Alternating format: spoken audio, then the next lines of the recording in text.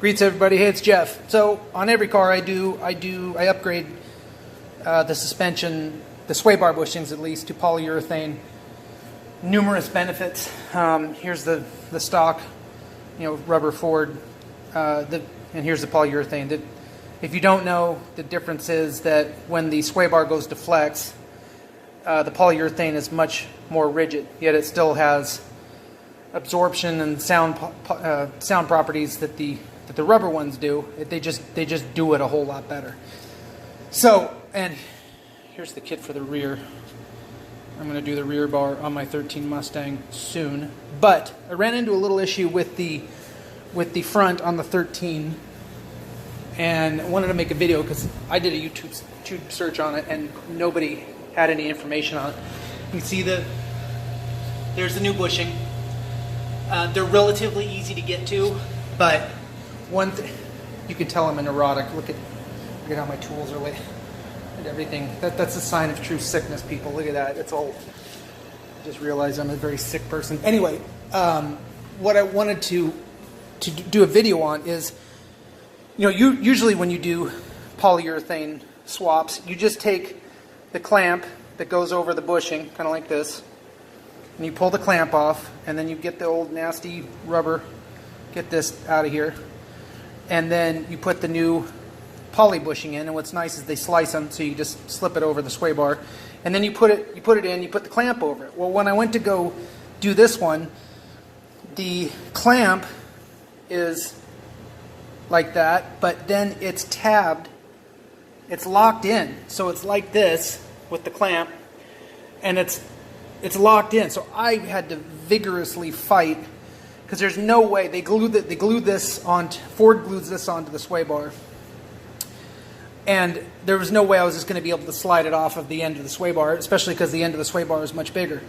So what I had to do, it's sitting up like this against the radiator, the core support. I had to actually take vice grips right here on the ends and bend these back. Actually, I did this side. Bend these back, so then this side, not the whole thing, I wish it was that easy, but this side of the clamp lifted up a bit. And then I had to pound the clamp that way so that it unhooked from these. It was a pain. I mean, it took me just to do just one side. I got a whole other side to go. One side took me almost an hour. But putting it all back together, I tested it, checked it. I put the clamp over here, and you don't need to put this back on. I don't quite know why Ford engineered it this way. I don't know if I tried to think of it from all angles of an engineering standpoint. Like, does it keep it? Is it more rigid because it's holding the clamp? And I don't know. I didn't think so, because the clamp is bolted up very tightly, like this, to the radiator support. This is just a backing.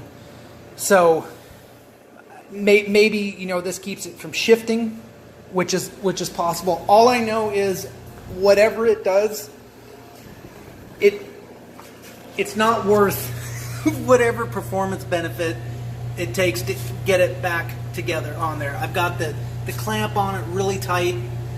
There's no play, there's no slack in the bushing whatsoever. So I don't think it's going to be an issue. If somebody can give me 2 cents of why I should put that thing back on there, please leave a message on this video and save all the rest of us. But as far as I'm concerned, everything's tight, everything's snug. There's not a whole ton of force that goes on the bar at that point. There's force that goes on the sway bar, on the end link right here. There's the end link going down there. There's considerable force on there, but I think I'm going to be fine. If it breaks, I'll make another video and update everybody. All right, thanks a lot. Just for the record, my car's got the Petters kit, Petters coilovers. They've been great so far. I got nothing but good things to say about them. So, all right, take care. Okay, guys, so I got the second one off, and it was about 50,000 times easier. And no, I'm not exaggerating, but a couple of notes that will help you that I learned on the second time around. Turn off my light here. So, one thing I did differently on the second time was, basically it's on it's on like this, right? So when I first did it, I still had this, the studs were still going through it because I didn't think I'd be able to move the sway bar back. So I was trying to pull these tabs, and then I had the studs running through here, and it just made it really difficult. When you do it, loosen the studs, take the nuts off the studs, and the sway bar end links will have enough play that you can actually, so it sits up like that against the frame, you can actually slide the thing all the way off of the studs. And that brings up one other little quick thing, is make sure when you do that, put the nuts, see these right here? Put the nuts on those so that those don't fall through, because if they fall through back there, it's going to be a pain in the ass to stick them back through. Anyway, but when you do that, then you'll have the bracket will be clear of that, and then you can just put your vice grips on the ends of here, and it'll separate. Before, with the studs going through, it was separating. It was hard to get this off. It was a pain, but get this clear of the studs, and then you can separate it pretty easily with vice grips. I just put vice grips on the tang here, pulled them up a little bit, and then this popped off, and then it'll turn sideways. And since you're now clear of the studs, you can push the sway bar back a little bit, and you can actually drop this piece out completely, so that all that will be sitting on the sway bar will just be this. Here's the old bushing. It'll just be the bushing and the bracket. Now keep in mind, like I said before, they glue these, so you have to kind of run a screwdriver through the top here and separate both of them. And you'll have to. What I did to get, they're actually pretty snug on the bracket too. So what I did was, I just got a screwdriver, a long one, ran it through the hole at the top like that, and then twisted it off the rubber bushings, and then it came off the sway bar, and then it was good to go. So that's that. Here's the new, I'm going to grease this up. This will be the new bushing. It'll go back on, and I'll have this whole thing completed. If I wasn't such a nice guy making videos for you guys, I would have been done by now, but I'll have this whole thing done in about a third of the time that the first one took. And then, I'll update this video maybe I don't know, maybe in a week, and just see if there's any issues from eliminating this bracket. Again, I don't think so. You can kind of see now what I'm talking about and how it holds it captive, but I just can't see. The only thing I could think is if the bolt coming back through the, I guess that's the core support or the radiator support, if it needs the strength here, but I don't know. Just, I think with the bushing here on the frame, 15 millimeter bolts, I don't think there's any reason to have to put that back on. I mean, technically you could. It's just going to be a little fiddly, and once again, I don't see the worth in it. So I'm just going to do it like that. All right.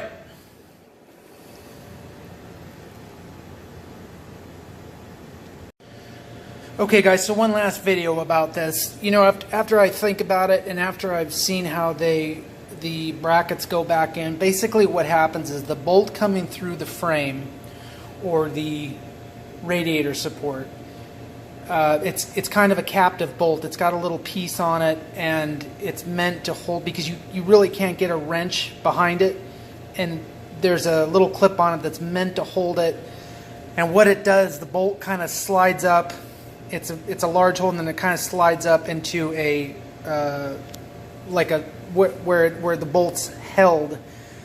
And it'll probably be fine, but I'm such a neurotic. I think what I'm going to do is I'm just going to grind these down, all four of these, and that way these two will keep the bolt where it's supposed to be, and it'll keep the clamp where it's supposed to be, and it really is not going to be that hard to go back under there and retrofit it. I'll just grind these off smooth, undo the bolts to hold the sway bar on, move the sway bar back, stick this on, bolt everything back together, and I feel much more comfortable, because the way it's sitting now, the bolt that's coming in, it's basically just it's holding on to the shoulder of the frame. And again, it's probably all right, but it really won't take me much time and effort to just retrofit these and have it completely set and way to go. So anyway, I'm going to take it for a test drive right now. Again, these are the old ones. all mushy and terrible. So anyway, I will shoot one last video probably after I grind these down, and I will probably take, when I do it, I'll take the clamp off and kind of mock it up on the bench here just so you can see. But again, the whole reason I did this video is that this was an issue. These are, you know, a lot tougher than they usually are when you change them on a 13 Mustang, the fronts.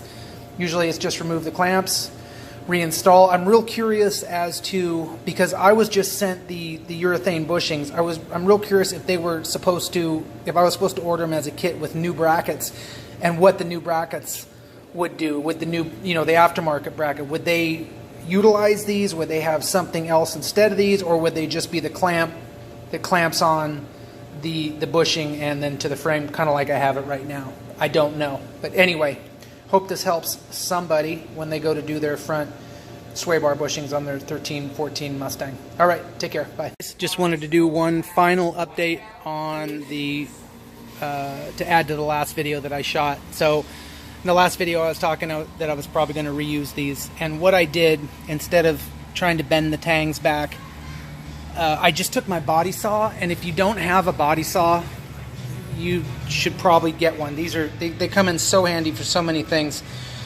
But what I did is I just cut off, here they are, here's what's left of them. I just cut off the tangs, filed them down a little bit, painted them just because there was bare metal on them, and I shot them in red. I just thought it'd be neat if anybody sees them, which they probably aren't.